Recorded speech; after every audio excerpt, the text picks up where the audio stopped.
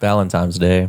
Oh, Valentine's Day. Love Ooh. is in the air. Yeah. That was last week. But the reason why I bring up love, because I am talking about Banishers. Wait, how does love and Banishers go Ghost together? of New Eden. How? Find out, Brett. Yeah, you're about to find out. So this action adventure game. Oh, I see love already. Oh yeah, you see that? Yeah. You see that? Don't nod. So in this world, you play as these two ghost banishers. One is a master of banishing ghosts. The other one is an apprentice that she falls in love with. So Red is the apprentice, which is the guy, and Oh, you said a princess. Apprentice. That she follows. apprentice. Got it. And Anita is the master. So she's the female. So you get called over to go to New Eden because there's a major spiritual like shit going down, and your like coworker needs help. So you go down there, think it's like, oh, whatever, it's cool. So what happens whenever you die? You become a ghost, obviously, but the ghost still stays around. And in order for a ghost to survive, they need essence from a live person in order to live. So they haunt their loved ones and take their essence in order to stay around. But eventually the essence is like a drug almost, but it feeds them and makes them, stay there and not go crazy or insane. So that's where the haunt is involved. So the banisher's job is to banish the ghosts. You can either banish them two different ways. You can force them to get the fuck out. Ooh. Or you can solve mysteries and help, like what's the term I'm looking for? Help them move on, basically. Okay. Yeah. So what happens in this story? You go to New Eden. Shit is going haywire. All these people are having nightmares and all this shit, and it's all linked to this one ghost. You finally find the ghost, and as you can see in the gameplay trailer, any trailer, that Anita, the female, she's a ghost. She goes from the beginning. No, she is not in the beginning. You witness her death, yada yada this, yada yada that. I'm not going to go into story detail too much. And now you have a ghost partner that is there. So your main goal is to get back to New Eden to find the body so she can move on. But there's a twist. Turns out there's a way to bring back the dead. So this game is very choice based. It changes the outcome of the game. You can either try to bring Anita back, or you can help her move on. And there's like a third option. Shit. So in order to like do the spell to bring her back, all the people you encounter and stuff like that to help solve mysteries, you can actually kill them and use their essence to slowly revive Anita. Oh. Yeah.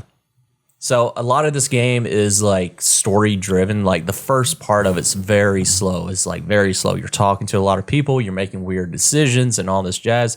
But after the death of Anita, and you become, you have the ghost spirit or whatever with you. And I'm going over story stuff, not gameplay yet.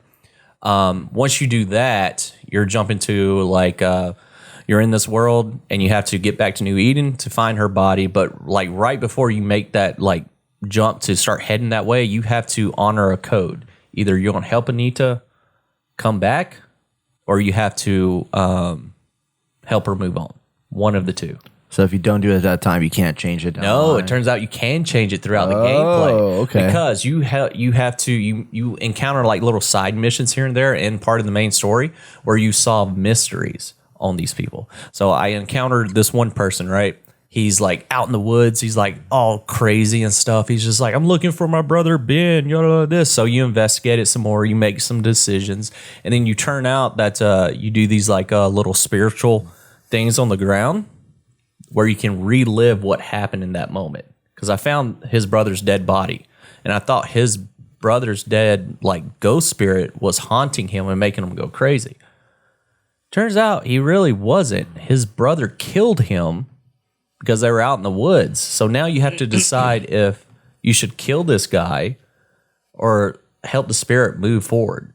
So there's like what's the word I'm looking for? Morality system to it. Okay. So, but if you kill the guy, you can help out Anita to come back to life. Or if you like send him off and be like, hey, everything's forgiven. Your brother just went crazy to kill you. Move on. But his brother was actually eating him too. So that was kind of fucking fucked up. That was like the first side mission thing.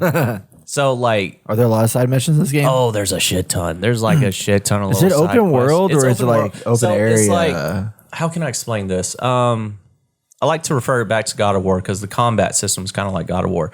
It's very linear, but it breaks off into this wider map that you can explore and find different So it's little got open things. area It has aspect open kinda thing, yeah. area aspects.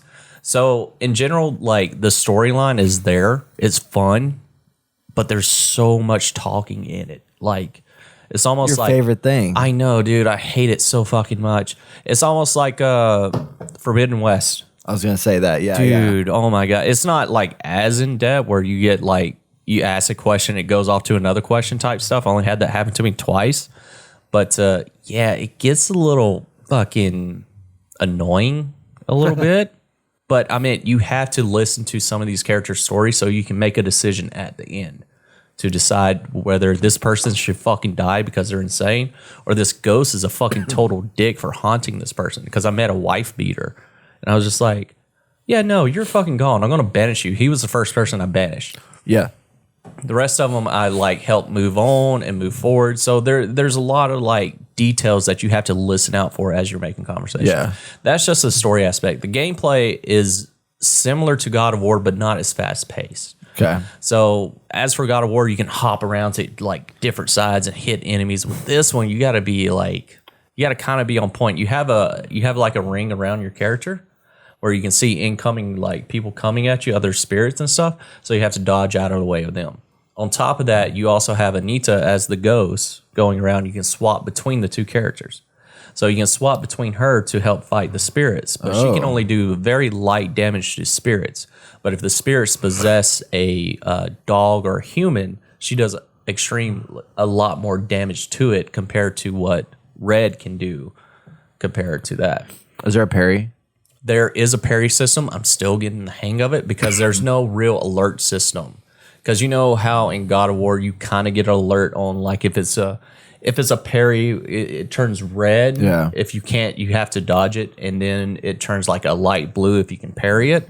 With this one, I think that's what they're missing. They don't have that. Get good, son. Yeah, you got to get good because there's some spirits that are very fast, and it's very hard to parry. But there is a parry system. And along with the skill tree is pretty unique. You can only have a certain amount of skills open at a time, and you can swap between the two.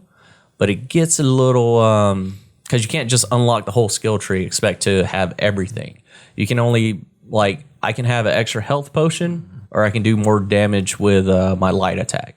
So it's one of those two I have to pick out of. If I select one, the other one goes away, but I can always go back to it depending on what I advance to or what I go to. You can swap between Anita and Red on a fly, so you can do a combo move. So you can switch between them, and they can both like do a weird hit cool thing. It's awesome. But the game's difficult. I'm playing on normal. It's not that hard, but I'm like, I kind of want to play story mode just to get through it. But I'm enjoying the story content. A lot of times I want to like speed through like the conversations and stuff, but they give there's so much detail in this game about what's happening and what's going on. I'm just like, Is there also like environmental storytelling, like books and letters and shit you can pick up? a lot. Yeah. A shit ton. And that helps you out with your investigations a lot and trying to figure out the mystery on what's going on. It's almost like a LA Noire type situation. Yeah. So I'm like, so far the game's super fun. Right now I'm at a point where I just unlocked a musket where I can shoot, and that helps me out a lot because with Anita, whenever you swap over to her, she has a meter because she doesn't she can't take any damage, but her meter slowly runs down, so you can't beat her all the time in combat. So you have to swap between Red and her every once in a while. On top of that, whenever you switch to Anita, not in combat, you can find hidden clues around, and it will give you like a highlight on your hand saying who you should swap to and who should do what. So like there'll be like a hidden chest that the spirits have hidden from you, and you swap over to her and she can see it and she can like open it up for you. So It's pretty cool. So this is from Don't Nod, people that made Life is Strange, which is awesome. They also made Vampyr, which they did come out and say that this is technically a spiritual successor to Vampyr. So I thought that was kind of interesting. Not a direct sequel. And it's only $50. You want to pay 50, right? Yes. Yeah. And it's on all platforms. So that's kind of cool. Seems interesting. I mean, it's definitely like this game reminds me a lot of A Plague Tale in a weird way. That's what you said. I've never played Plague Tale. It's not the same combat or anything like that, but it's in the same level of game for me. It's like A Plague Tale is not your big, huge AAA title that just came out kind of thing. But it's just a step below that, but it's still really good and interesting. And because of the themes here, I mean, one's like darker and not dealing with ghosts, and this one's dealing with ghosts, stuff like that. Just it's got the same kind of tone in a weird way. Yeah. So I don't know. I'm intrigued by it for sure, but I just don't know if I want to jump into another game because I don't have time for another game. But I'm glad that you're playing it because I wanted it to get some attention. I'm not gonna lie, this game will take up a lot of your time. Yeah. Like there's so many decisions to make, and you don't know what the outcome's going to be because there's different things that you do an oath to, and you're just like, fuck, man, did I make the right decision? And I'm not looking up anything to see what the outcome will be. And plus, like on top of that, like the first hour of the game, not the first hour, probably like the first 30 minutes of the game is super slow. You don't do a lot of combat stuff. It's a lot of like talking to people, figuring out New Eden, and then all of a sudden shit goes down. And then you're like, oh man, and then it starts getting interesting because you're going through these through the woods and shit like that. You're dealing with different spiritual enemies, and it just gets like super fun and super intriguing. So, how much have you played so far? I think I played about 4 hours so far. Okay, and I just got the musket. Yeah, but majority of my time is like taken up by solving these mysteries and making the right decisions that I would make because they're very on the border. Like, I guess I can see why this ghost is haunting this person, but then again, they shouldn't be. Should I banish them? Should I let them move on, nice and heavenly, or yeah? So, but the wife beater, I fucking banished. I fucking grabbed his ass and fucking burned him. So it's just like, So, Austin, what do you think about this game? There's a lot going on.